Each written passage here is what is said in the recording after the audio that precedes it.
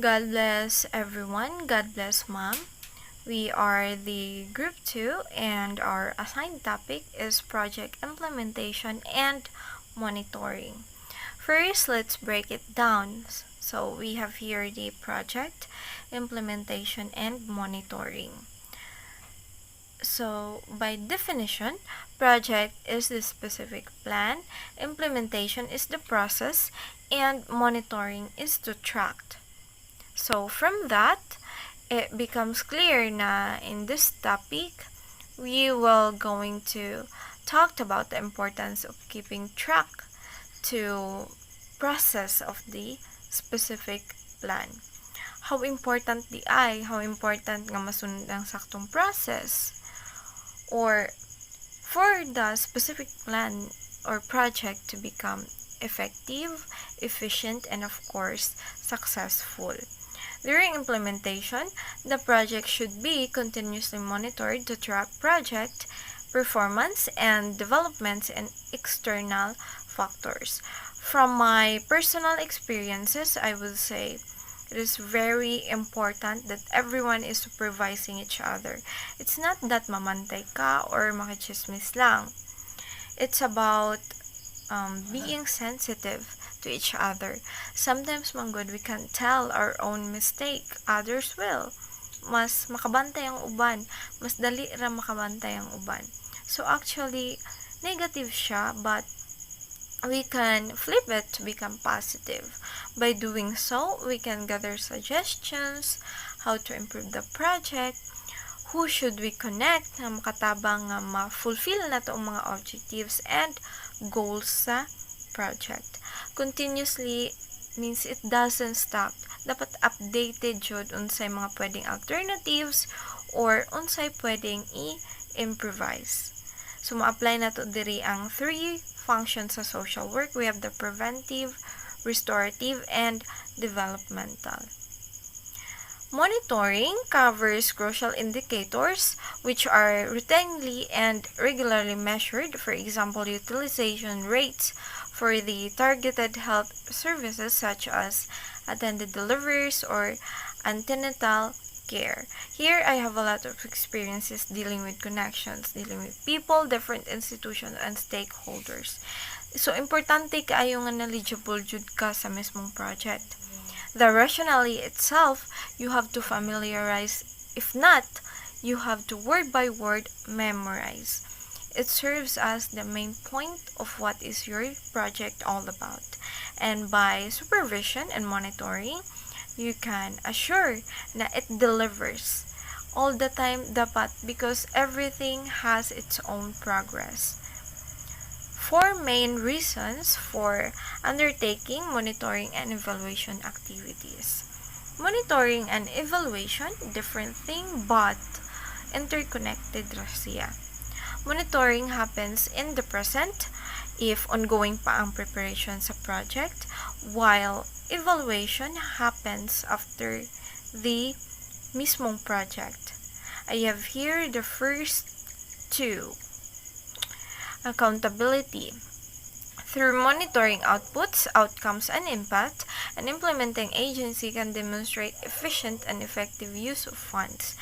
So very professional ang meaning, but basically tells us that we are obligated. We should be willing and responsible on the said project. Of course, dili dapat pabayaan, dili dapat lamu-lamu, o dili dapat biyaan. Modyo na siya sa project. Project proposal, project implementation, process, and all implementation niya. Bitaw, it's all about your moral, your dedication, and commitment to invest in that project. To invest your time, money, sweat, para lang masigurado nga sakto. Especially sa funds, dinha jud mo gawas ang mga accountability, mga responsibility. Pag magkulang mawad-an as treasurer, you have to think ways how to deal with it in the right way, right conduct, and of course, right attitude.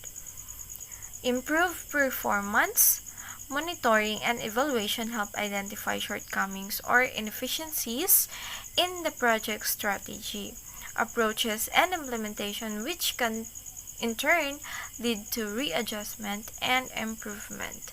So through this, diba, we can easily identify what are the lackings. How can we possibly prevent negative happenings, or pwede sab, how can we promote the project na mas ma-improve pa siya? How can we strategize the process while enjoying the progress? Diba? There's plenty of ways nga makita dyan na to ang big picture sa atong mismong project. If we have awareness and proper knowledge accompanied with skills and eagerness to learn. Good morning and God bless everyone. So for this video, I will be discussing the 4 main reasons for undertaking monitoring and evaluation activities. So number 3 reason is the learning. Learning is the proper documentation help both the specific project or program but can also be shared with other implementers. So, learning. Familiar na taaning learning. So, naara jud na sa willingness. So, kung ikaw willing ka mulihok o willing ka makakaton or should I say willing ka ma-improve as a person, maingon jud nimong you are dedicated sa paghimo sa project or unsa ba imong gustong himuon. Ang pinaka-importante, ani nga reason, dinha nimo ma-promote imuhang project, ma-share nimo sa uban ang ideas, at the same time, masabtan nimo ang ideas sa uban. So, with proper communication, so dapat magkasinabtanay. That's what learning. So, dapat magkat-on ka. Magkat-on ka sa ilaha, magkat-on siya sa imuha, or magtinabangay para makakaton tang tanan. Number 4 is communication. Communication is a monitoring and evaluation provided an opportunity for dialogue with different stakeholders and informed policy formulation. So, familiar na ta sa communication. Text, chat, call, video call, telegram. Muna siya mga example, main example sa communication. Mag-communicate ta sa ubang tao. Mauni ang communication. Dili lang puro sugo. Of course, dapat naiunod ang mga instructions.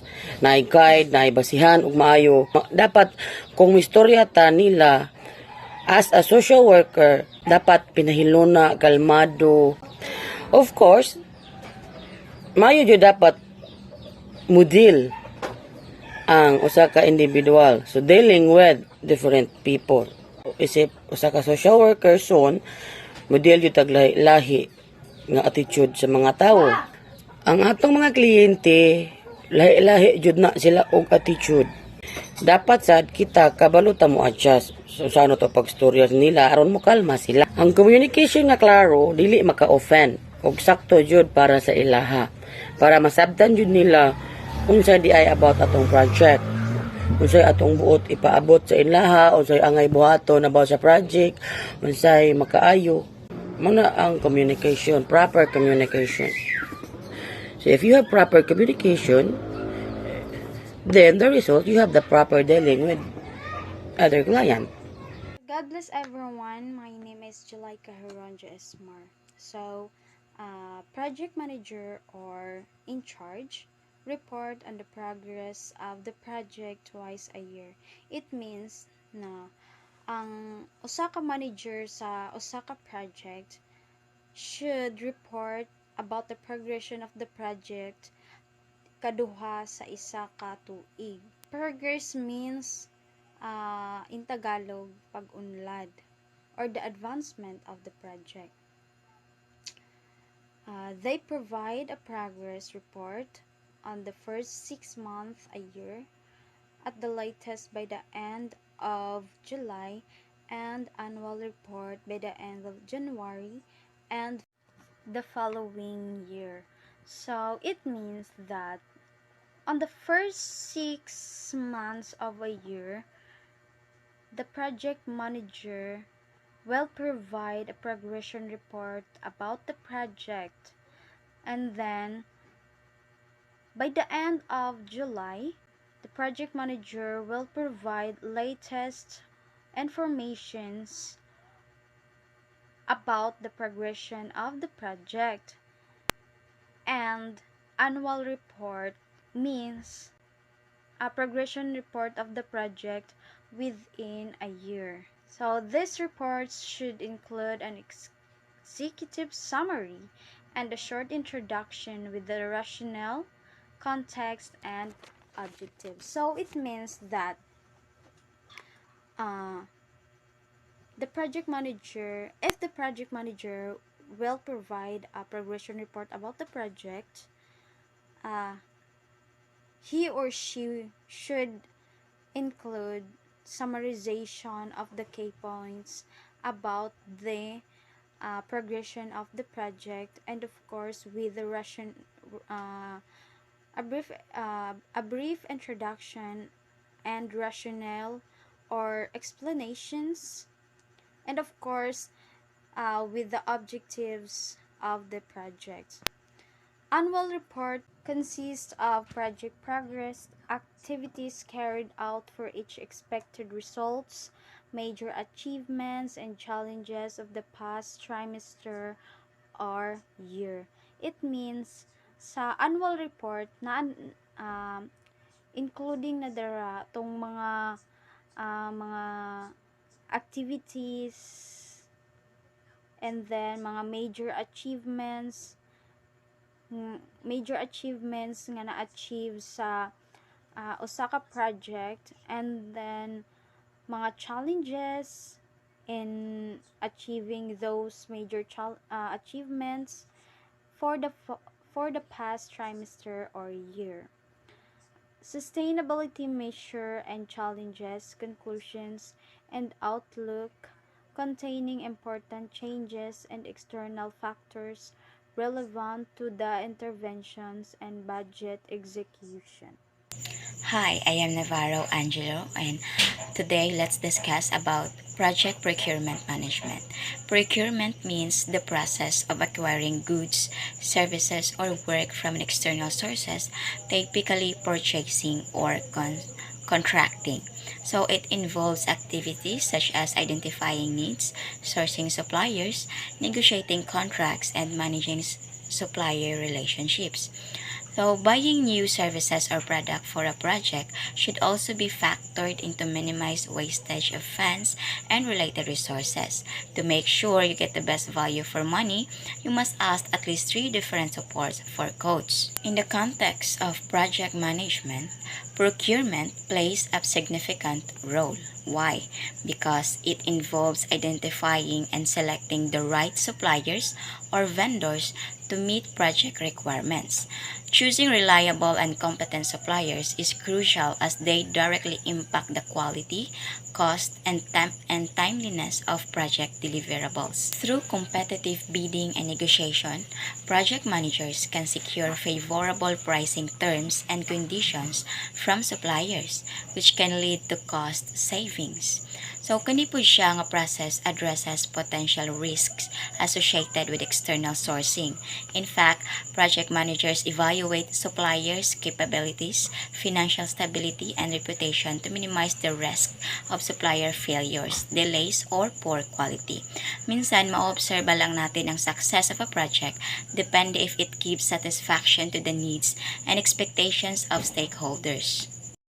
Next, sinasabi din dito na use the cheapest supplier if they have the same specifications. So this means that when selecting suppliers for a project, the preference should be given to the supplier that offers the lowest price as long as their products or services meet the required specifications.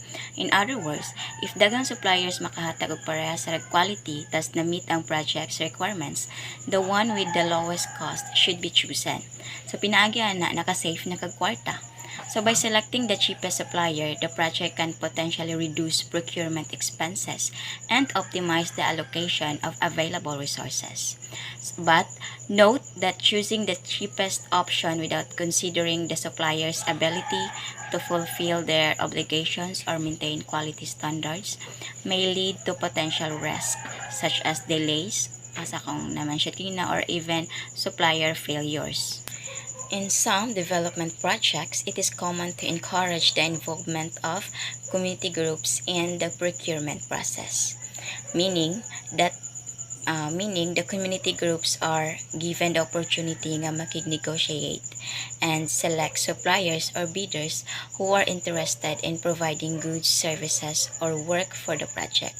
Kapag ang community groups ay involved in this process, they can provide valuable insights and perspectives. So this may have a better understanding of the local market and can identify suppliers who are familiar with the community's specific requirements or cultural considerations. So this involvement can contribute to better outcomes and increase community ownership of the project. So on the other hand, when purchasing process is managed well, significant cost savings can be achieved. Effective procurement practices such as competitive bidding, negotiation, and strategic sourcing can lead to obtaining goods, services, or works at the best possible prices. So these cost savings can be substantial and have the potential to free up financial resources within the project budget. These savings can be redirected towards other important project processes such as consultation and skill transfer. So, ang din consultation and skill transfer. Ang consultation refers to engaging stakeholders and involving them in decision-making process by allocating funds saved through efficient procurement to consultation activities. Project managers can ensure that perspective and opinions of relevant stakeholders are considered, while ang skill transfer ay isang proseso or process of transferring knowledge, expertise, and skills to the local community or project beneficiaries. So, if a project is not managed properly, then costs can spiral out of control. Project activities will suffer as a result of a lack of resources. So, with that being said, it would mean that the project procurement is a process that ensures that a certain project will be a success. And to do so, you need to gather the necessary resources. Otherwise, it would suffer or fail because of lack of resources. From not considering the project procurement management process flow through understanding. So the next one will be the project procurement management components. So we have first is we have the following. We have labor, overhead, materials, supplies, equipment rental, general and administrative, and the last one we have the profit if applicable. Those are things that we need to consider when you are developing a project. Each of those played a significant part in both to achieve and make the project possible to success. And with that being said, we should understand and keep in mind that in a project comes risk and cost. We should have the proper plan and calculation if we have the capacity to withstand the cost upon achieving the said goal or project.